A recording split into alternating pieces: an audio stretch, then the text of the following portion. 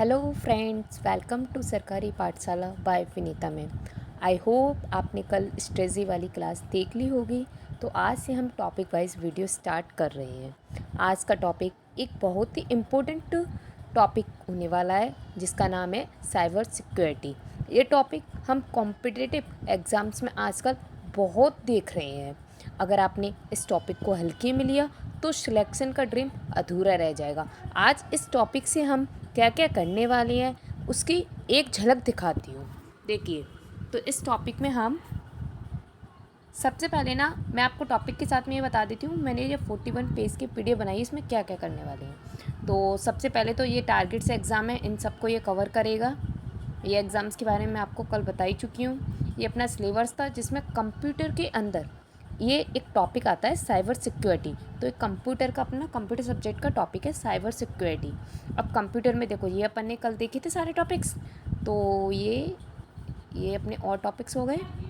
ये रहा cyber security. तो cyber security and IT awareness के बारे में पढ़ रहे हैं, जिसमें virus, malware, spyware, ransomware, cyber crime prevention, data privacy protection, digital signature, e governance और साइबर एथिक्स आते हैं। तो ई गवर्नेंस मैंने अभी छोड़ दिया है क्योंकि इसको मैं ई कॉमर्स में लूँगी। ई कॉमर्स वाला जो चैप्टर है ना, उसी में ई गवर्नेंस को अपन क्लियर करेंगे। ठीक है, तो ये पूरा साइबर सिक्योरिटी है। अब अपन ने साइबर सिक्योरिटी के बारे में देख लिया। अब अपन इसमें और ये देखेंगे अपन पढ़ने क्या वाले हैं। तो देखो, अपन यहाँ पर कुछ डेफिनेशंस पढ़ेंगे जो मैंने यहाँ पे लिख दी हैं आपके लिए। ठीक है, और मैंने आपके लिए यहाँ पे अपने हैंड रिटन नोट्स जो मैंने खुद बनाए थे वो भी आपके लिए शेयर किए हैं। ठीक है, बहुत सारे पेजेस हैं, मैं आपको वेल दिखा दूँगी कि जब अपन पढ़ेंगे तब तो सब चीज़ आपके में सब डाटा लिखा हुआ है। इसमें ये पूरा डाटा है आपके लिए। अभी जब अपन पढ़ेंगे तो आप देख सकते हैं, सारे पेजेस हैं। ये मैंने कुछ आपको PYQs दिए हैं जिससे आपने कॉन्सेप्ट पढ़ने के बाद में ये भी तो पता चले कि हम पढ़ रहे हैं वो सही पढ़ रहे हैं कि नहीं। तो इसलिए मैंने आपको कुछ PYQs दिए हैं और कुछ क्वेश्चन मैंने आपके करने के लिए भी दिए हैं। ठीक है, और ये फिर मेरा इंट्रो है, चैनल्स के नेम वगैरह है कि आपने चैनल का बारे में तो जानती होंगी जिस पे आप अभी ये वीडियो देख रहे हैं, सरकारी पाठशाला वाई विनीता, ये इसका लोगो है। ठीक है, और आप टेलीग्राम ग्रुप्स वगैरह पे भी जुड़ जाना, व्हाट्सएप, टेलीग्राम, सारे ग्रुप्स पे। ठीक है, तो आज की अपन क्लास स्टार्ट करते हैं।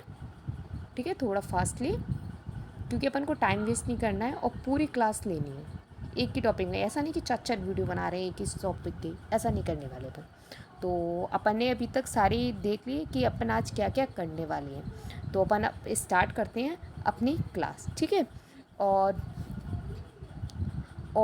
अपन को ना एक चीज़ और ध्यान रखनी है कि कुछ भी हो जाए अपन को अपना बेस्ट से बेस्ट देना है। ठीक है, तो मैंने आपको हैंड रिटन नोट्स भी दिखा दिए जिनमें, और पता है जो हैंड रिटन नोट्स है ना उनको आप करोगे तो आपका पूरा का पूरा टॉपिक कवर हो जाएगा। आप ना किसी भी एग्ज़ाम के कोई भी PYQ या प्रैक्टिस क्वेश्चन देख लो, सब इसी में से होगा। और जो मैं आपको इसमें क्या, मैं आपको ट्रिकली भी बताऊंगी कि कौन सी चीज़ को कैसे अपन ट्रिकली याद कर सकते हैं। डेफिनेशन बहुत बड़ी बड़ी होती है पर ट्रिक्स होती हैं कुछ कुछ, तो वो भी आपको बताऊँ। और हाँ, क्लास को नोट ज़रूर कर लें क्योंकि वीडियो को अगर आप पुश कर करके नोट करोगे ना तो वो ज़्यादा अच्छा रहेगा। मैं PDF देने वाली नहीं हूँ और मेरा मानना भी PDF ये आप स्क्रीनशॉट भी लेके रख लोगे तो सिर्फ मोबाइल में रखे रह जाएंगे। आप इसे नोट कर लोगे ना तो वो ये मान लो आपने 50% ग्रेड कर लिया, फिर आप उसको दोबारा से रिवाइज़ करोगे तो 25% और हो गया। समझ रहे हो, इस टाइप से आप उसको बार बार रिवाइज़ करो। ठीक है, चलो तो अपन आज की क्लास स्टार्ट करते हैं। जो स्टूडेंट हर टॉपिक को फुल फोकस के साथ पढ़ता है उसे पेपर में कोई नहीं रोक सकता। मैं पेन और ले लेती हूँ। हाँ, उससे पेपर में कोई नहीं रोक सकता। सिर्फ एक चैप्टर लेकिन एग्ज़ाम में सीधा सिलेक्शन डिसाइड करता है, साइबर सिक्योरिटी। हर पेपर, अब ये कि आपको कौन कौन से पेपर मिलेंगे, MP ग्रुप 4, SSC, बैंक, यहाँ से क्वेश्चन फिक्स है। So let's begin this important topic with full focus only on सरकारी पाठशाला वाई विनीता मैम। जो स्टूडेंट हर छोटी चीज़ भी सीरियसली लेता है वही एग्ज़ाम में सबसे बड़ा वॉरियर बनता है। ये थी अपनी थोड़ा सा इंट्रो क्लास के बारे में। अब अपन देखते हैं कि इसमें है क्या। तो सबसे पहले अपन पढ़ेंगे साइबर सिक्योरिटी क्या होता है। आखिर ये साइबर सिक्योरिटी है क्या चीज़।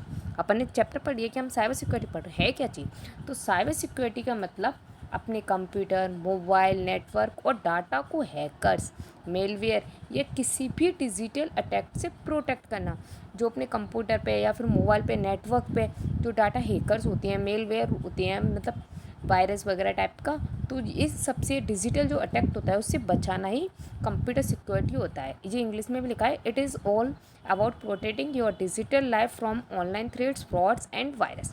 अब देखो, अपन इसको एक और एग्जांपल से समझ सकते हैं। जैसे अपन घर को लॉक किया जाता है, वैसे ही कंप्यूटर सिस्टम को भी सिक्योर करना ज़रूरी है। अगर मान के चलो अपन घर से बाहर जा रहे हैं, लॉक लगा के नहीं आएंगे तो चोर चोरी करके ले जाएंगे ना, वैसे ही सिस्टम में भी होता है ये, लेकिन इंटरनेट के ज़रिए भी ले जाएंगे इसमें बाहर से।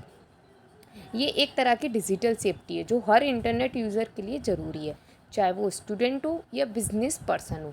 अब आप कहो कि हमारे लिए क्या प्रॉब्लम है, यार अपनी भी तो पर्सनल चीज़ें होती हैं, अपने फ़ोटोज़ या फिर अपना कोई भी डाटा, जैसे कोई अपन को ब्लैकमेल भी कर सकता है, अपने फ़ोटोज़ का, अपने डाटा का गलत यूज़ भी कर सकता है, तो स्टूडेंट के लिए भी इम्पोर्टेंट है। चलिए अब नेक्स्ट पेज देखते हैं। अब साइबर क्राइम क्या होता है, अपन ने अभी तो साइबर सिक्योरिटी पढ़ ली कि साइबर सिक्योरिटी क्यों ज़रूरी है। अब साइबर क्राइम क्या होता है, तो साइबर क्राइम वो जुर्म होता है जो इंटरनेट के जरिए होता है, जैसे किसी को अकाउंट हैक करना, डाटा चुराना या बैंक फ्रॉड करना, आइडेंटिटी हैक करना, सब साइबर क्राइम होता है। मतलब अब किसी ने ना अकाउंट हैक कर लिया तो ये क्या है, साइबर क्राइम है। अब आपसे डायरेक्ट क्वेश्चन आ सकता है, अकाउंट हैक करना किसके अंतर्गत आता है, तो साइबर क्राइम। डाटा चुराना, बैंक फ्रॉड करना, आइडेंटिटी हैक करना, ये सब कुछ साइबर क्राइम। अब इम्पोर्टेंट साइबर सिक्योरिटी टर्म्स, अब साइबर सिक्योरिटी के टर्म्स क्या हैं, तो देखो वायरस है, मालवेयर है, फिशिंग है, रैंसमवेयर है, फायरवॉल है, टू फैक्टर ऑथेंटिकेशन है। इसके बारे में अभी आपको डिटेल्स में बताऊंगी, आप चाहो इससे पढ़ सकते हो, पर मैं आपको और अच्छे से डिटेल्स में बताऊंगी कि इसमें होता क्या है। Types of cyber attacks, frauds. अब टाइप्स क्या है साइबर अटैक्स के, ओटीपी फ्रॉड होता है, बहुत सारे लोगों से सुना होगा आपने, शायद आपके साथ हुआ हो या आपके किसी जानती के साथ, कि ओटीपी आई है, ओटीपी शेयर करो, तो ये ओटीपी फ्रॉड होता है। यूपीआई स्कैम, वो आता है ना जिसमें कॉल आता है कि आपके पिताजी ने इतने रुपए दिए थे, आपको मैं वापस करना चाह रहा हूँ, तो आप पे या रिसीप्ट में से, तो वहाँ पे आप पे क्लिक करवा देती हैं इस टैप से। क्रेडिट कार्ड से क्लोन कर लेते हैं, क्रेडिट कार्ड नकली बना लेते हैं आपके, आइडेंटिटी थेफ्ट कर लेते हैं, ईमेल से आपको कर लेते हैं, जो स्पैम होता है ना ईमेल के अंदर, उसमें उसमें ही होता है, उसमें जो अपनी जो फेक लिंक्स वगैरह आती हैं उसके थ्रू अपने मोबाइल को हैक कर सकते हैं। फेक ऐप्स, वेबसाइट, इसके द्वारा क्या किया जाता है, साइबर अटैक्स किए जाते हैं। अब साइबर सिक्योरिटी के टिप्स क्या हैं, अब हमें क्या करना चाहिए जिससे हमारी चीज़ों पे साइबर अटैक्स ना हो। तो साइबर सिक्योरिटी क्या है, तो हमेशा स्ट्रॉन्ग पासवर्ड का यूज़ करें। मतलब पासवर्ड नॉर्मली मत रखो कि नाम रखिए या डेट ऑफ बर्थ लिख ली, कुछ भी नंबर, ऐसे नहीं, स्ट्रॉन्ग। उसमें ना कुछ सिम्बल्स यूज़ करो, कुछ नंबर्स यूज़ करो, कुछ कैपिटल लेटर्स यूज़ करो, कुछ स्मॉल करो, तो कुछ स्ट्रिक्टली पासवर्ड बनाओ, जो वो क्या कहलाता है, स्ट्रॉन्ग पासवर्ड कहलाता है। सेम पासवर्ड हर जगह ना यूज़ करें, मतलब हर जगह एक ही पासवर्ड ना डालें। अगर आपका एक हैक हो गया तो उससे सब चीज़ों में हैक हो जाएगा, इसलिए सेम पासवर्ड नहीं डालना चाहिए। पब्लिक वाईफाई ऑनलाइन ट्रांजेक्शन ना करें। अब आपने कोई वाईफाई का यूज़ करके ऑनलाइन ट्रांजेक्शन कर रहे हैं जो कि पब्लिक है, अगर आपके फ्रेंड वगैरह है तो वो प्राइवेट हो सकता है, पब्लिक है तो क्या पता उस वाईफाई से आपके नेटवर्क को छुड़ा लिया जाए। अननोन लिंक्स पर क्लिक ना करें। टू फैक्टर ऑथेंटिक ज़रूर ऑन करें। अब टू फैक्टर ऑथेंटिक क्या होती है मैं आपको बाद में बता दूंगी, पर छोटे से वे में आप समझ लो कि ओटीपी और पासवर्ड का मिक्सचर होता है टू फैक्टर ऑथेंटिक। आजकल इसको सब लोग करना चाहते हैं। एंटीवायरस सॉफ्टवेयर हमेशा अपडेट रखें। फेक कॉल्स और ईमेल से अलर्ट रहें, ये आपकी सेफ्टी की हैं, ठीक है। इसे आप अपने लिए भी इम्पोर्टेंट मान सकते हैं, आपके डाटा की, जिससे क्या कोई प्रॉब्लम ना हो आपको, ठीक है। अब देखो, अब अपन ने ये तो थोड़ी सी कॉन्सेप्ट पढ़ ली है कि किस में क्या है क्या नहीं है, क्योंकि अपन को वर्ड्स की भी तो नॉलेज होनी चाहिए कि अपन जो चैप्टर पढ़ रहे हैं उसमें आखिर है क्या, तो अपन ने वो पढ़ लिया। अब मैं आपके साथ ना अपने नोट्स शेयर करने वाली हूँ, समझ आ रहा है। अब मैं अपने नोट्स आपके साथ शेयर करूँगी जो कि हैंड रिटन मैंने खुद बनाए, और मैं यही चाहूँगी कि आप ना साथ ही साथ नोट डाउन भी करते जाओ। तो और आपको लग रहा होगा कि अब मैम हम नोट डाउन कैसे करें, आपकी क्लास आ गई, तो आप पुश कर सकते हो क्योंकि ये क्लास रिकॉर्डिंग है। आप पुश करो, आराम से उसको नोट डाउन करो। आप नोट डाउन करके करोगे ना तो आपका क्लास और अच्छे से कंप्लीट होगा। नोट डाउन करने के बाद अब आपको लगेगा कि हम नोट डाउन करें तो क्लास समझ ही नहीं आई, पहले एक बार क्लास को लेते लेते नोट डाउन करते जाइए। आपके पास सारा डाटा आ गया, आपने पूरा डाटा नोट डाउन कर लिया। अब उस नोट डाउन डाटा को, आपने सारा डाटा क्या कर लिया, नोट डाउन कर लिया। अब नोट डाउन डाटा को सामने रख के फिर से एक बार वीडियो और लो। आपसे मैं कह रही हूँ, आपका वीडियो क्लियर हो जाएगा, आपका चैप्टर ऐसा लगेगा आपको मज़ा आ गया। अब तो कॉन्सेप्ट मेरा अच्छे से क्लियर है। अब चलो, अब अपन ये पढ़ते हैं आगे की चीज़ें। तो साइबर सिक्योरिटी को नेटवर्क सिक्योरिटी कहते हैं। अब साइबर सिक्योरिटी क्या है, तो साइबर सिक्योरिटी को नेटवर्क सिक्योरिटी कहते हैं। अब इसके कंपोनेंट्स क्या हैं, घटक क्या हैं, तो इसमें क्या अपन को गोपनीयता रखनी पड़ती है, कॉन्फिडेंटली। हिंदी और इंग्लिश दोनों मीडियम वाले इससे यूज़ कर सकते हैं, क्योंकि मैंने बाइलिंगुअल यूज़ करती हूँ, क्योंकि मैं भी 12th तक इंग्लिश मीडियम पढ़ी हूँ, पर किसी रीज़न से कॉलेज में आके मुझे हिंदी मीडियम पढ़ना पड़ा, तो मेरे पास दोनों ही लैंग्वेज का इशू नहीं है। ठीक है, तो गोपनीयता, डाटा को अनऑथराइज्ड एक्सेस से सेव। अब इसका मतलब क्या है ये मैं आपको और समझा दूँ। एक मिनट रुकिए, पेन ले लेती हूँ, कलर पर्पल ले लेते हैं, पेन एक साइज से। ठीक है, अब देखो गोपनीयता क्या होती है, डाटा को अनऑथराइज एक्सेस, जो आपका जो डाटा है ना, अब इसको ना अगर आप गोपनीयता मतलब पासवर्ड डाल दोगे, अब पासवर्ड डालने से क्या होगा, कोई अदर पर्सन आपका इसको एक्सेस नहीं कर पाएगा, क्योंकि उसको एक्सेस करने के लिए पासवर्ड चाहिए। जैसे आपकी FB है, FB में आप क्या करते हो, पासवर्ड डाल देते, तो आपकी FB कोई नहीं खोल पाता। अगर आप उसमें पासवर्ड नहीं डालोगे तो कोई भी लॉगिन कर लेगा। समझ आ रहा है, तो इसी टाइप से इसमें पासवर्ड को ही अपन गोपनीयता मान सकते हैं।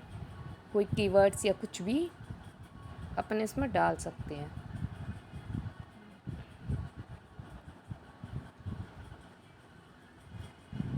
आज मैंने PDF सेव नहीं की है, डायरेक्ट बना रही हूँ, तो इसमें अब डाटा भी जाएगा। ठीक है, तो ये होगी। अब आपको ये गोपनीयता वर्ड आ गया होगा। एबिलिटी मतलब योग्यता, तो उपलब्ध रिसोर्सेस का यूज़ ओनली ऑथराइज्ड यूज़र के लिए। अब मतलब जिसके पास पासवर्ड होगा वो उसमें जा सकता है, तो इसके पास एबिलिटी हो जाएगी। Authentication, identity fix. अब ऑथेंटिक आपने पासवर्ड डाला है, आप वो डालोगे तभी तो आप निकलोगे उसमें। FB खोलना है आपको, आपने अपना पासवर्ड डाला तभी तो आप अपनी FB में जाओगे। ऐसा तो है नहीं कि आपने अपना पासवर्ड डाला आपकी फ्रेंड की आईडी ऑन हो गई, नहीं। आइडेंटिटी फिक्स है, जिसकी जो आईडी, जो जीमेल, जो पासवर्ड वही उसकी आईडी खुली, तो आइडेंटिटी फिक्स हो गई। ओनली ऑथराइज पर्सन एक्सेस, मतलब जिसके जो अकाउंट होगा, जिसके पास जो आईडी पासवर्ड होंगे वही उसको एक्सेस कर पाएगा। आईडी पासवर्ड का यूज़, ये इसके लिए ट्रिक्स भी है कि आईडी पासवर्ड का यूज़ करती है इसमें। अब इंटीग्रिटी क्या होता है, मतलब सत्यनिष्ठा। वो देखता है कि जो पर्सन है जो वो सही है या फिर नहीं। तो सेंडर एंड रिसीवर के डाटा में नो चेंज। अब मतलब किसी ने कोई डाटा भेजा था, जैसे मैंने हेलो का मैसेज भेजा, अब ऐसा नहीं है कि कंप्यूटर जाके उस हेलो को कैंसिल करके बाय लिख दे, नहीं। उसने आपने हेलो का मैसेज भेजा है तो वो भी हेलो का ही मैसेज भेजेगी। तो ये होता है आपका कि ये डाटा कैसा है, इंटीग्रिटी है, सही का सही जा रहा है। तो शेयर जानकारी सटीक और शुद्ध होनी चाहिए। तो वही बात कहिए कि जो आपने डाटा भेजा है वही डाटा आपने जिसे भेजा है उसको प्राप्त हो, ऐसा नहीं कि डाटा ही चेंज हो गया। नॉन रेपुटेशन, गैर परित्यक्ता, मतलब यूज़र सेंडर, जो सेंडर होता है मैसेज को स्वयं का होने से इनकार ना करे, यह सेंडर की पॉसिबिलिटी को नहीं मानता। अब अपन इसमें ऐसे नहीं कर सकते, जैसे मैंने, ये मैं हूँ, ये मेरी फ्रेंड है, मैंने इसको एक मैसेज भेजा इसी के नंबर पे। अब इसके नंबर पे मैंने भेजा है, तो ये मुझसे ये नहीं कह सकती कि तुमने मेरे नंबर पे मैसेज नहीं भेजा, ये मेरा मैसेज नहीं है, मुझे नहीं आया, कि आया तो तुम्हारे नंबर पे ना, इसी के नंबर से। तो इसको आप मना नहीं कर सकते, इस पॉसिबिलिटी को। सेंडर की इस पॉसिबिलिटी को नहीं मानता है ये। कौन, गैर परित्यक्ता, मतलब इसमें आप मना नहीं कर सकते।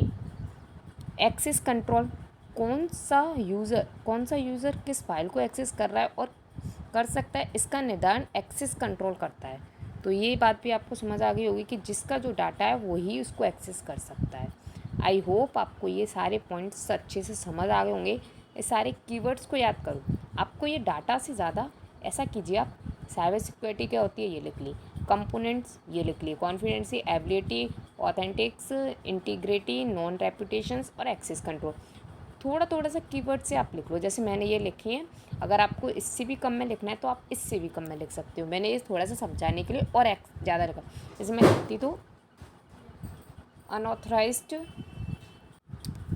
हाँ, तो आपको ये सारी चीज़ें समझ आ गई। आप इसको ऐसे ही कर सकते हो। जैसे मैं अगर कॉन्फिडेंटली लिखती तो मैं सिर्फ लिखती डाटा अनऑथराइज्ड, एबिलिटी मतलब ऑथराइज्ड यूज़र, ऑथेंटिक्स तो आइडेंटिटी फिक्स, इंटीग्रिटी तो data no change, sender and receiver data no change, या फिर direct data no change. Non repudiation कि नॉन रेपिटेशन में मैं लिखती कि सेंडर मैसेज के लिए मना नहीं कर सकता। एक्सेस कंट्रोल तो इसको मैं लिख देती कि यूज़र किस कौन सा यूज़र किस फाइल को एक्सेस कर रहा है और यह कर सकता है, इसका निर्धारण एक्सेस कंट्रोल करता है। मतलब एक्सेस के द्वारा देखते हैं कि इसको कौन कौन यूज़र यूज़ कर सकता है। आई होप इतना आपको समझ आ गया होगा। चलिए नेक्स्ट पेज पर चलते हैं। नहीं समझ आता है तो आप मुझे कमेंट बॉक्स में बता सकते हो, ठीक है। अब आपने ये सब देख लिए। अब अपन देखेंगे सॉल्विंग कंप्यूटर सिक्योरिटी थ्रेड्स। अब सिक्योरिटी थ्रेड्स क्या है? सिक्योरिटी थ्रेड्स का मतलब है कि आप ना किस किस जरिए से आप उनको सिक्योर कर सकते हैं। तो आपको जनरल सी पता है कि हम एंटीवायरस के द्वारा अपने कंप्यूटर को सिक्योर कर सकते हैं, ठीक है। तो कौन कौन से एंटीवायरस? तो एक एवीजी। अब ये आपसे डायरेक्ट क्वेश्चन पूछ लेता है कि इनमें से कौन सा एंटीवायरस है। तो आपको ये 20 इंपॉर्टेंट एंटीवायरस के नाम लिखे हैं जो कि पेपर्स में आए हुए हैं, ये जो ज़्यादातर आते ही हैं। और आपसे ये भी पूछ सकता है कि इनमें से कौन सा नहीं है। जैसे आपको 4 ऑप्शन दिए जिसमें से 3 एंटीवायरस दे दिए, एक कुछ और दे दिया। तो आपसे पूछा कि इनमें से कौन सा एंटीवायरस नहीं है, तो ये राइट हो जाएगा अपना। आपसे क्वेश्चन ये भी पूछ सकता है कि आपको 4 ऑप्शन दिए और जिसमें से 3 में कुछ और है, एक में एंटीवायरस लिखा है। आपसे पूछा इनमें से कौन सा एंटीवायरस है, तो ये वाला एंटीवायरस है। इस तरीके से आपसे क्वेश्चन पूछ सकते हैं। तो आपको क्वेश्चन को पढ़ के आंसर देना है। कभी कभी पता है अपन से ये भी गलती हो जाती है, आपसे पूछा है नहीं है और आप गलती से लगा आते हो। ये भी थोड़ा सा सोच समझ के आंसर देना, ठीक है। तो आपको एक बार एंटीवायरस के नेम बता देती हूँ। तो AVG, Avira, Avast, BullGuard, G Data, F Secure, McAfee, Norton, Panda. Norton तो बहुत बार आया है। Panda, net protector, Quick Heal, Trend Micro. और क्विक हिल भी बहुत बार आया है। Trend Micro, K7, Symantec, Kaspersky, Bitdefender, Comodo, Nano, FortiClient और सोफोस। ये सारे के सारे क्या हैं? अपने एंटीवायरस हैं। ओके, आप अच्छे से इनको नोट डाउन करते जाइए। आई होप नोट डाउन कर रहे होंगे। आज की वीडियो थोड़ी सी बड़ी हो सकती है बट ये पूरा का पूरा चैप्टर क्लियर हो जाएगा। आपको कहीं से भी कैसे भी नहीं पढ़ने की ज़रूरत है। ये मानो आपका चैप्टर क्लियर हो रहा है पूरा का पूरा। अब इसमें देखेंगे सॉल्यूशन ऑफ कंप्यूटर सिक्योरिटी। अब सॉल्यूशन क्या है? जैसे एक सॉल्यूशन तो एंटीवायरस था, अब सेकंड क्या है? आप पासवर्ड लगा सकते हो एंटीवायरस से, फायरवॉल से, इनक्रिप्ट से, डिस्क्रिप्शन से। पहले मैं आपको सारे नाम बता देती हूँ। क्रिप्टोग्राफी से, पैच से, डिजिटल सिग्नेचर से, बायोमेट्रिक से। इन सारी चीज़ों से आप अपने कंप्यूटर को सिक्योर कर सकते हो। कैप्चा से, प्रॉक्सी सर्वर से, स्मार्ट डॉक से, पैलेडियम से, क्रॉकर से, डिजिटल सर्टिफिकेट से। इतने सारे आपको कभी किसी ने नहीं बताए होंगे। आपको ये मिल गए ना तो मैं मान जाऊँगी कोई टीचर है। आपको पूरे ना, आप यूट्यूब पेड क्लास किसी में भी देख लेना, आपको इतना डाटा नहीं मिलेगा। अच्छा, तो पासवर्ड। पासवर्ड क्या होता है? तो आप ये तो बहुत अच्छे से जानते होंगे, फिर भी मैं आपको बता देती हूँ। पासवर्ड 4 से 16 वर्डों के बीच का रहता है। वीक पासवर्ड अल्फ़ाबेट और नंबर्स में ही रहता है। और स्ट्रॉन्ग पासवर्ड होता है उसमें स्पेशल कैरेक्टर आ जाता है। स्पेशल कैरेक्टर जैसे @ डॉलर, कॉपीराइट, कोई भी आप सिंबल इसमें यूज़ कर सकते हो जो स्पेशल लेटर है आप यूज़ कर रहे हो, डॉट, हैश, कुछ भी। एंटीवायरस वायरस के खतरे से बचाने के लिए होता है। एंटीवायरस क्या करता है? हमें वायरस से बचाता है। फायरवॉल क्या करता है? जैसे हमारे घरों की दीवार होती है ना, उसी तरीके से इंटरनेट को सिक्योर करने के लिए भी एक फायरवॉल होती है। ऑपरेटिंग सिस्टम के द्वारा दिया गया सुरक्षा कवच है, जो ऑपरेटिंग सिस्टम के द्वारा दिया जाता है। ऑपरेटिंग सिस्टम क्या होता है वो भी मैं आपको बताऊंगी बहुत जल्द। आप थोड़े से बेस पे ये समझ सकते हो कि आप ना कंप्यूटर पर जब कोई वर्क करते हो तो जो सॉफ्टवेयर होता है उसके अंदर, सिस्टम सॉफ्टवेयर के अंदर आता है ऑपरेटिंग सिस्टम, ठीक है। मैं इसको एक्सप्लेन कर दूँगी आपको जब मैं ये टॉपिक आपको पढ़ाऊँगी, बहुत अच्छे से कवर होगा ये आपका सॉफ्टवेयर टॉपिक भी। बाहरी आक्रमण से नेटवर्क को बचाने का तरीका है फायरवॉल। सॉफ्टवेयर एंड हार्डवेयर दोनों प्रकार का हो सकता है। अब जो फायरवॉल सॉफ्टवेयर भी हो सकता है, हार्डवेयर। सॉफ्टवेयर क्या होता है, जिसे अपन छू सकते हैं, तो मतलब कोई सॉफ्टवेयर ऑपरेटिंग सिस्टम में।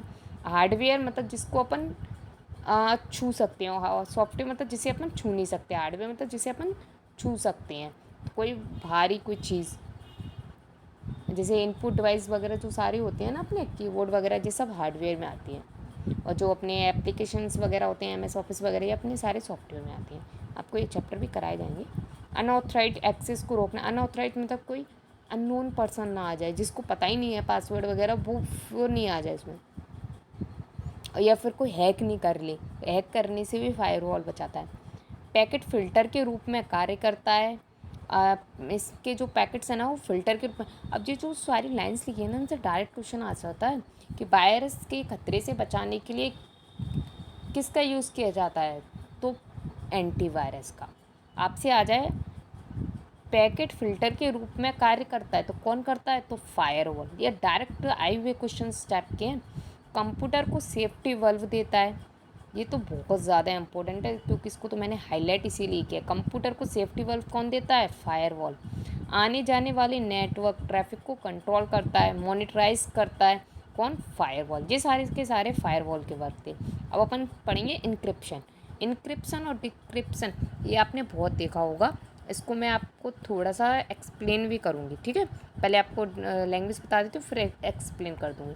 तो इंक्रिप्शन सामान्य टेक्स्ट टू साइपर टेक्स्ट में बदलने की process, sender side. Description cipher text को सामान्य टेक्स्ट में बदलने की प्रोसेस, रिसीवर साइड। अब आप ये कह रहे होंगे, ये मैम आप क्या पढ़ा रहे हो, हमें तो समझ ही नहीं आ रहे। तो देखो, ओरिजिनल जो मैसेज होता है ना, उसको तो बोलते हैं सामान्य टेक्स्ट। जैसे मैंने ओरिजिनल मैसेज भेजा किसी को, हाय, ठीक है, वो जी क्या हो गया अपना सामान्य टेक्स्ट, जनरल टेक्स्ट। गुप्त कोड को साइपर कैट कहते हैं। अब जी मैंने एक भेजा किसी को व्हाट्सएप, लेकिन मैं नहीं चाहती कि उसको डायरेक्ट दिखे, तो मैंने इसको क्या कर दिया, इनक्रिप्ट कर दिया। इनक्रिप्ट करने के बाद में ये यहाँ पे कुछ भी लिख के जाएगा, ठीक है। जैसे ही इसमें वो पासवर्ड डाला जाएगा, वो डिस्क्रिप्ट हो जाएगा और वो वापस टेक्स्ट फॉर्म में आ जाएगा, हाय, ठीक है। तो ये अपना हाय मैसेज था, इनक्रिप्ट किया, साइपर फॉर्म में गया। आपने यहाँ पे डिस्क्रिप्ट किया, तो ये अपना फिर से नॉर्मल मैसेज, जो सामान्य मैसेज था, वही आ गया। ये सेंडर के द्वारा किया था इनक्रिप्ट, ये भेजने वाले के द्वारा, ये रिसीवर के द्वारा। आप इस फिगर से तो अब आपको ये डाटा क्लियर ही हो गया होगा। आई होप आप सबको समझ आ रहा होगा। मुझसे जितना बन पा रहा है मैं इस पर समझा रही हूँ। अभी मेरे पास सेटअप नहीं है, लेकिन मुझे लगता है आप सबको समझ आ रहा होगा। फिर भी नहीं आता है तो आप मुझसे पूछ सकते हो। चलिए नेक्स्ट है क्रिप्टोग्राफी। अब ये क्रिप्टोग्राफी क्या है, तो क्रिप्टोग्राफी में इंक्रिप्शन और डिक्रिप्शन दोनों को एक साथ यूज़ किया जाता है। जैसे ये ओरिजिनल मैसेज था हाय, अब ये इंक्रिप्शन हो गया, इंक्रिप्शन हो गया साइबर कोड में चेंज हो गया। जैसे ये लिखा है NEG के स्टेप से गुप्त कोड में, फिर यहाँ पे अपन ने डिस्क्रिप्शन लगा दिया, तो ये ओरिजिनल मैसेज। तो इन दोनों के साथ में जो प्रोसेस होती है पूरी की पूरी, इस पूरी प्रोसेस को क्राइप्टोग्राफी बोलते हैं। अगर आपसे पूछे कि डाटा साइबर कोड में चेंज होता है, तो वो होता है इंक्रिप्शन। साइबर कोड से नॉर्मल या फिर जनरल टेक्स्ट में चेंज होता है, तो डिस्क्रिप्शन। डिस्क्रिप्शन और इंक्रिप्शन की प्रोसेस को क्या बोलते हैं, तो क्राइप्टोग्राफी। ये क्वेश्चन डायरेक्ट इस स्टेप से भी आ सकते हैं। पैच सॉफ्टवेयर में मौजूद कमियों को दूर करने के लिए बनाए गए छोटे सॉफ्टवेयर प्रोग्राम क्या कहलाते हैं, पैच। जैसे जो अपडेट आता है ना, अपडेट मोबाइल में अपडेट आया है, तो अपडेट वही होता है पैच। ये क्या होता है, जो सॉफ्टवेयर में अपने कमी हो जाती है उसको दूर करने के लिए जो छोटे छोटे सॉफ्टवेयर बनाए जाते हैं, उसी को ही अपन बोलते हैं पैच। आपने देखा होगा आपके मोबाइल में अपडेट आया है, अपने मोबाइल में अपडेट आया है। अपडेट अब देखो दो टाइप से हो सकता है, एक तो कुछ न्यू एडिट करना, और एक ना उसी में कोई मिस्टेक कर रहा है तो उसको हटा के दूसरी चीज़ उस पर एक्सेस करना। आप अपडेट का भी किया हो मोबाइल, तो उसमें पढ़ना अपडेट के में, उसमें सब कुछ स्टेप से लिखा आता है। अभी मेरे में अपडेट नहीं आ रहा है, वरना मैं आपको दिखा भी देती किस स्टेप से आता है। डिजिटल सिग्नेचर ऑनलाइन डॉक्यूमेंट को इलेक्ट्रॉनिक तरीके से वेरीफाई करने के लिए यूज़ किया जाता है। डिजिटल सिग्नेचर में क्या होता है, जैसे ये मेरा, अब ये मेरा टच है, अब ये टच है तो मैं यहाँ पे डिजिटल सिग्नेचर कर सकती हूँ। अब ये मैं अपने जो सिग्नेचर कर रही हूँ तो ये मेरे जो सिग्नेचर हैं अब ये मेरे पेपर पे चले जाएंगे। जैसे मान के चलो ये मेरा डाटा है, ये मैंने सब काम कर लिया, यहाँ पे सिग्नेचर है। और इसे आप कंप्यूटर में भी कर सकते हो। एक ऐप डिजिटल सिग्नेचर आपके पास में टूल्स आते हैं, आप उनके हेल्प से कर सकते हो। जैसे अभी मैं मोबाइल में कर रही हूँ, ये टच है तो ये मैंने अपने सिग्नेचर कर दिए, तो ये मैंने अपने सिग्नेचर यहाँ कर दिए। अब ये पेपर सेव हो गया, अब ये वैलिड है, ये मेरे ही सिग्नेचर है क्योंकि इसमें कोई प्रिंटेड नहीं है, जो मैंने अपने हैंड से किए हैं। तो यही डिजिटल सिग्नेचर बोलती हैं, जिसको इलेक्ट्रॉनिक तरीके से वेरीफाई करने के लिए यूज़ किया जाता है। इसमें समझ आ रहा होगा आपको डिजिटल सिग्नेचर कैसे होते हैं। अब बायोमेट्रिक तो आप एग्ज़ाम्स देने आते हो, तो बायोमेट्रिक होता है आपके फिंगर का, थंब वगैरह लिए जाते हैं प्रिंट्स, और आपके जो आँखों का रेटिना होता है उनसे लिया जाता है अगर किसी की फिंगर नहीं आती है तो। अब ये वॉइस वगैरह अपन मोबाइल में डालते हैं कि हमारी वॉइस से हमारा मोबाइल खुल जाए। नसों के इंस्पेक्शन एक्सेट्रा का यूज़, तो ये बहुत हाई लेवल का होता है नसों वगैरह का, जो अपन को हाई सिक्योरिटी देनी होती है किसी डाटा को। ठीक है, आई होप इतना आपको समझ आ गया होगा। नेक्स्ट, कैप्चा क्या होता है। कैप्चा आपने अगर कोई ना फॉर्म भरते हो या कुछ भी करते हो तो लास्ट में कैप्चा आता है और उस पर लिखा होता है आई एम नॉट रोबोट। क्यों होता है, क्योंकि आजकल रोबोटिक वर्क ज़्यादा हो रहा है, तो कैप्चा से ये देखा जाता है कि ह्यूमन है कि रोबोट है। कैप्चा रोबोट नहीं टाइप कर सकते। कंप्लीटली ऑटोमेटिक पब्लिक टर्निंग टैक्स to tell computers and human apart. अब ये ना आजकल जिस टाइप के एग्ज़ाम आ रहे हैं उस हिसाब से कुछ भी आ सकता है। आपसे पूछ ले कि कैप्चा की फुल फॉर्म क्या है, तो ये रही कैप्चा की full form, completely automated public Turing test to tell computers and humans apart. देखो अभी मैंने बोला था उसमें लिखा था आई एम नॉट रोबोट, क्योंकि ह्यूमंस को वेरीफाई करने के लिए कैप्चा यूज़ किया था। यूज़ वेबसाइट को स्पैमर से बचाने के लिए, स्पैमर मतलब जो रोबोटिक्स वगैरह टाइप्स होती है ना उनसे बचाने के लिए, सॉरी। प्रॉक्सी सर्वर, अब प्रॉक्सी सर्वर क्या होता है, तो proxy app application level gateway. Proxy server को आप पहले अच्छे से समझ लो, फिर मैं इसको और एक्सप्लेन कर। यूज़र एंड सर्वर के मध्य फिल्टर का कार्य करता है। प्रॉक्सी सर्वर क्या करता है, जैसे ये यूज़र है, ये अपन है, ठीक है, ये अपना कंप्यूटर है, कंप्यूटर पर नेटवर्क लगा है, सर्वर है, ये सर्वर से तो नेटवर्क चलता है, ये किसी और का कंप्यूटर है, ठीक है। अब यहाँ पे अपने यूज़र ने वर्क किया, इसमें गया सर्वर के थ्रू, ये दूसरे के कंप्यूटर में गया। अब ये क्या कर रहा है, फ़िल्टर करने का कार्य कर रहा है कि प्रॉक्सी सर्वर क्या करता है, यूज़र एंड सर्वर के मध्य फ़िल्टर का कार्य करता है, नेटवर्क के सही एड्रेस को छिपाता है तथा नेटवर्क में आने जाने मैसेज की जांच करता है। मतलब जो सही एड्रेस है उसको तो वो क्या कर लेता है, इनक्रिप्ट कर लेता है, क्योंकि छिपाना मतलब इनक्रिप्ट करना, उसको छिपा लेता है। छिपाने का मतलब ये नहीं कि गायब कर देता है, नहीं, छिपाने का मतलब इनक्रिप्ट कर लेता है उसको, और इनक्रिप्ट करके नेटवर्क में आने वाली मैसेज की जांच करता है। अब मान के चलो आपके कंप्यूटर में अगर डाटा को इनक्रिप्ट ना किया जाए तो क्या होगा, आपका डाटा इनक्रिप्ट नहीं होगा तो उससे प्रॉब्लम्स। आप फेसबुक ही ले लेते हैं, तो फेसबुक ऐप की, आपने फेसबुक पे किसी को कोई मैसेज भेजा, ठीक है, मैसेज भेज दिया, अब आप नहीं चाहते कि इसको कोई और देखे, ठीक है। अब आपका अगर ये प्रॉक्सी सर्वर नहीं होगा तो आपका वो मैसेज कोई भी पढ़ सकता है, खास करके हैकर्स। अब हैकर्स उस मैसेज को पढ़ के, आपने कोई इम्पोर्टेंट बात की है जो आप नहीं चाहते किसी को पता चले, तो उस बात का वो मिसयूज़ कर सकता है, उस टॉक का मिसयूज़ कर सकता है, उस डाटा का मिसयूज़ कर सकता है, इसलिए प्रॉक्सी सर्वर का यूज़ किया जाता है। आई होप आपको समझ आ रहा होगा। तो प्रॉक्सी सर्वर आपको थोड़ा बहुत समझ आ गया होगा। जांच करता है, डाटा ट्रांसफ़र की गति को भी बढ़ाता है। अब ये क्या करता है, जो डाटा अपन ट्रांसफ़र कर रहे हैं उसकी स्पीड को भी बढ़ाता है। मालवेयर एंड वायरस पर नियंत्रण रखता है। तो अभी जो मैंने आपको बताया था कि प्रॉक्सी सर्वर का मेन यूज़ क्या है, ये मालवेयर और वायरस पर नियंत्रण रखता है। मालवेयर वायरस पे जो अपने मैसेज भेजा है इसको कोई और ना देख ले। स्मार्ट डॉग क्या होता है, यूज़ वायरस को ख़त्म करने के लिए। स्मार्ट लॉक का यूज़ वायरस को ख़त्म करने के लिए होता है। ये एक तरीके से एंटीवायरस है। समझ आ रहा है? चलिए नेक्स्ट, अब अपन पढ़ेंगे पैलेडियम। क्या पढ़ेंगे अपन? पैलेडियम माइक्रोसॉफ्ट कंपनी द्वारा बना। पैलेडियम किसने बनाया है? माइक्रोसॉफ्ट कंपनी द्वारा बनाया गया है। Data safety and intellectual property से संबंधित समस्याओं को दूर करने के लिए। अब जब सबसे पहले आपसे पूछ सकता है पैलेडियम किसने बनाया था, तो माइक्रोसॉफ्ट कंपनी ने बनाया था। किस लिए बनाया था? तो डाटा की सेफ्टी और इंटेलेक्चुअल प्रॉपर्टी से संबंधित समस्याओं को दूर करने के लिए। अब ये होता क्या है? अब ये देखो होता क्या है, इसको अपन कैसे समझेंगे। माइक्रोसॉफ्ट कंपनी द्वारा बनाया, ये तो आपको अब समझ आ गया। अब जो आपका डाटा है उसकी डाटा, अब जो डाटा को सेफ भी रखता है और उसकी जो इंटेलिजेंसी प्रॉपर्टी है, मतलब हमें कितना डाटा बताना है, कितना शो नहीं करना है, तो इस प्रॉपर्टी से संबंधित जो भी समस्याएं उनको दूर करने के लिए इसका यूज़ किया गया था। आई होप आपको समझ आ रहा होगा।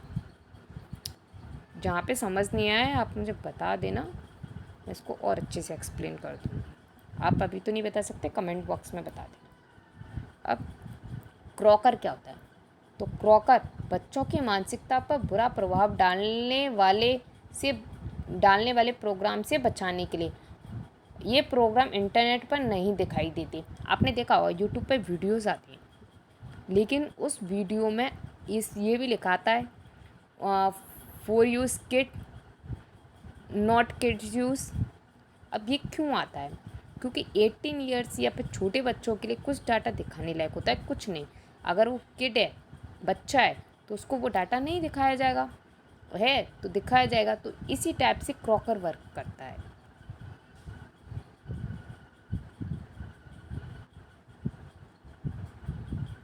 समझ आ गया होगा क्रॉकर का वर्क। क्रॉकर भी कैसे वर्क करता है, जैसे आपके यूट्यूब पे करता है। आप देखना कभी कि कुछ वीडियोस पे ना सिर्फ ओनली किड्स रहता है, जो कार्टून्स वगैरह रहती है ना उनमें किड्स का रहता है सिर्फ। डिजिटल ये प्रोग्राम इंटरनेट पर नहीं दिखाया जाए, ठीक है। डिजिटल सर्टिफिकेट क्या होता है?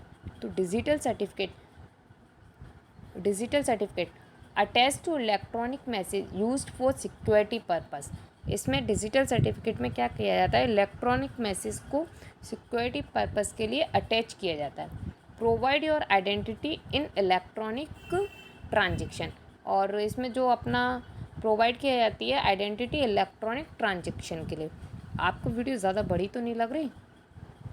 मुझे भी लग रहा है वीडियो बहुत बड़ी हो जाएगी। 32 मिनट तो ऑलरेडी हो गई हैं, अभी अपना डाटा काफ़ी बचा है। चलिए 2 पार्ट्स में ही करेंगे अपन फिर वीडियो को। आपको ऐसा करती हूँ मैं, अब मैंने आपको कुछ चीज़ें तो बता दी, कॉन्सेप्ट, ठीक है, यहाँ तक मैंने आपको बता दिया है।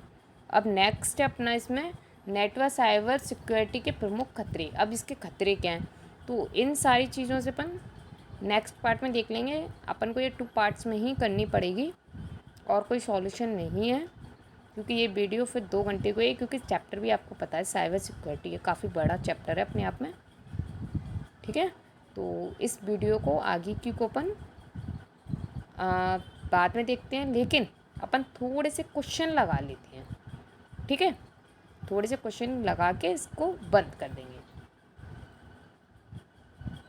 सिर्फ ये 3 क्वेश्चन लगा लेते हैं, जिससे आपको ये पता चल जाएगा कि क्वेश्चन किस टाइप के आते हैं। तो देखो मैंने आपको जो बताया उस टाइप के क्वेश्चन हैं या नहीं। देखो साइबर सिक्योरिटी किसे कहती है?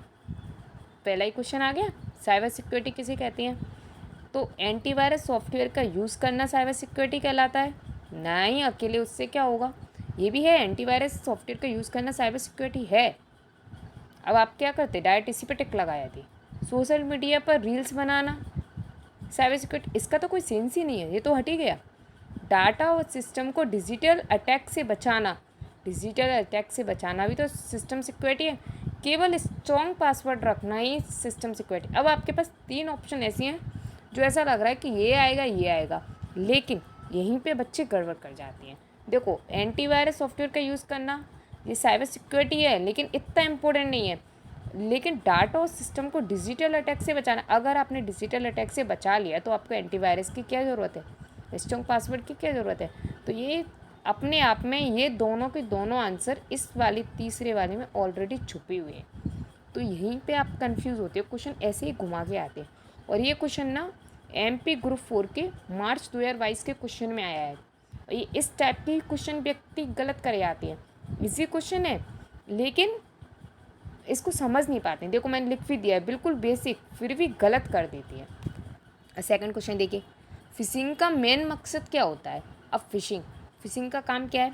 फिशिंग मैंने आपको सिखा दिया क्या, ये बताया नहीं है मैंने आपको, कीवर्ड्स मैंने कहा था बाद में बताऊँ, तो कल देख लें। तो ईमेल इनबॉक्स साफ़ करना, नहीं। मालवेयर डिलीट करना, मालवेयर मतलब जो वायरस वगैरह आया है जो उसको डिलीट करना, तो उसको तो अपन डिलीट कर ही नहीं सकते हैं। पर्सनल इन्फॉर्मेशन चुराना, मोबाइल हैक करना। अब देखो, पर्सनल इन्फॉर्मेशन चुराना और मोबाइल हैक करना दोनों के दोनों अपने आप में एक ही चीज़ है। अब फिशिंग का मेन काम मकसद क्या होता है। अब देखो, मोबाइल हैक नहीं करता है। फिशिंग में क्या होता है, व्यक्ति एक तरीके से फ्रॉड करता है। जैसे आपको कॉल कर दिया, आपसे कॉल करके OTP मांग रहा है, आपसे कह रहा है कि लिंक आई उस पर क्लिक कर दो। तो ये आपसे पर्सनल इन्फॉर्मेशन मांग रहा है, आपसे पूछ रहा है कि आपके ना बैंक में इशू आया है आपके अकाउंट्स में, तो आप अपने ATM के लास्ट के पीछे, ATM के पीछे आपके 3 डिजिट दिए होंगे, उन्हें बोल दीजिए। तो ये आपसे बोल के चुरा रहा है, उसको फिशिंग बोलते हैं। मोबाइल हैक करना हैकर्स का काम है, फिशिंग का काम नहीं है। ठीक है, समझ आ रहे होंगे किस टाइप से कॉम्प्लिकेटिव क्वेश्चन आते हैं। ये ऐसी SSC MTS में आया 2021 में। अब फायरवॉल किस लेवल पर काम करता है, तो फायरवॉल हार्डवेयर पे काम करता है, सॉफ्टवेयर पे करता है, कि दोनों पे करता है, कि केवल क्लाउड पे। ये अपने वैली पढ़ा है। फायरवॉल ऑपरेटिंग सिस्टम के लेवल पे होता है, ऑपरेटिंग सिस्टम ही इसको अवेलेबल कराती है, लेकिन ये दोनों पे काम करता है, हार्डवेयर और सॉफ्टवेयर। ये तो डायरेक्ट यही का यही क्वेश्चन लिखा था वेल नोट्स में। ये SSC CGL के टायर 1 2022 में आया है। ट्रिकी है, स्टूडेंट कंफ्यूज हो जाते हैं। अब देखो, इसमें ना अगर मैंने आपको ये पॉइंट नहीं पढ़ाया होता तो आपको लगता फायरवॉल तो यार ऑपरेटिंग पे काम करता है, तो सिर्फ सॉफ्टवेयर होता, आप सॉफ्टवेयर लगाए थे, आपके गलत हो जाता। इसलिए ये आपको मैं कह रही हूँ कि इस चैप्टर को ना थोड़ा सा ट्रिकली और बेसिक से पढ़ो। इसमें गलतियाँ ज़्यादा होती हैं, कन्फ्यूज़ बच्चे ज़्यादा होते हैं। तो आज की वीडियो यहीं तक रखते हैं, क्योंकि इससे ज़्यादा कराऊंगी तो टाइम बहुत ज़्यादा हो जाएगा। क्वेश्चन डाटा अपने पास काफ़ी है, इसको अपन बच्चे कुछ को कल ले लेंगे। ठीक है, तो और ये क्वेश्चन भी आप चाहो तो ये क्वेश्चन कर सकते हो, ये मैं आपको स्क्रीनशॉट दे लूँ। अगर आप चाहो तो इन क्वेश्चंस को कर सकते हो। ठीक है, अब आपने यहाँ पे कुछ क्वेश्चन देख लिए, कुछ कॉन्सेप्ट देख लिए, पूरे तो मैं नहीं करा पाई क्योंकि मुझे लग रहा है वीडियो बहुत ज़्यादा हो जाएगा। देखो 37 मिनट्स का ऑलरेडी हो गया है और ये मेरी अभी स्टार्टिंग है, तो काफ़ी सारे स्टूडेंट्स को तो अभी बिलीव ही नहीं होगा, वो देखेंगे ही नहीं पूरा वीडियो, बीच में से कट करके चले जाते हैं। तो थोड़ा सा आप देखिए उसको, और इसका पार्ट 2 मैं कल ही लेके आऊँ, ज़्यादा टाइम नहीं लगाऊँगी। ये क्वेश्चन एंड कॉन्सेप्ट अगर आपको क्लियर हो गए हों तो समझ लीजिए साइबर सिक्योरिटी चैप्टर आपके कंट्रोल में है। आपने जितना पढ़ा आपको समझ आ रहा है तो आप समझ लो हो गया, और इसको नोट डाउन ज़रूर कर लेना ध्यान से, जिससे आपको कल मैं ये चैप्टर एक बार क्विकली फास्ट रिवीजन भी करा दूँगी आप चाहोगे तो। और याद रखिए, एग्ज़ाम में क्वेश्चन ना टफ होती हैं ना इजी, बस क्लियरिटी वाली नज़र चाहिए होती है। अगर आपको ये वीडियो हेल्पफुल लगा हो तो एक लाइक ज़रूर करें, और कमेंट बॉक्स में लिखें कि अब साइबर सिक्योरिटी मुझे आ गया, अब मुझे साइबर सिक्योरिटी आ रहा है। ये मेरा चैनल है, आप इसको सब्सक्राइब कर लो, जिससे आपको वीडियो जल्दी मिल जाया करेगा। लाइक करिए, कमेंट्स करना है आपको, आप चाहो तो उनके आंसर दे सकते हो, और फीडबैक में ज़रूर बताएं कि वीडियो कैसी लग रही है आपको। ये मेरी अभी स्टार्टिंग है, तो जैसे जैसे टाइम निकलेगा वैसे वैसे और अच्छा इम्प्रूवमेंट करूँगी। मेरा मन था कि एक ही वीडियो में एक वीडियो में पूरा टॉपिक करूँ, लेकिन नहीं कर पा रही क्योंकि टाइम ज़्यादा हो रहा है, और मुझे पता है अभी स्टार्टिंग में इतना सब्र नहीं रहता है। कोई बात नहीं, 2 पार्ट्स में हो जाएगी, पर ये टॉपिक आपका पहले फिनिश होगा, फिर ही तीसरा टॉपिक उठाया जाएगा। समझ आ रहा है, फिर ही दूसरा कोई टॉपिक उठाया जाएगा। तो शेयर ज़रूर करें, सब्सक्राइब करें, और अपने फ्रेंड्स को भी बताएं। ये मेरा व्हाट्सएप ग्रुप है, ऐड हो जाइए। ये मेरा न्यू टेलीग्राम चैनल बनाया मैंने, उसमें कुछ प्रॉब्लम्स आ रही थी। इसमें क्या है, थोड़ा सा सिस्टमेटिक है, वो सिस्टमेटिक नहीं था, तो सिस्टमेटिक होना है। थैंक यू क्लास देखने के लिए। तो मिलते हैं नेक्स्ट वीडियो में। नेक्स्ट वीडियो ये भी मैं आपको बता दूँ कल ही आ जाएगा, 2 पार्ट्स में करनी थी, इसलिए ये वीडियो भी कल ही आ जाएगा। ठीक है, good bye, have a nice day, bye bye.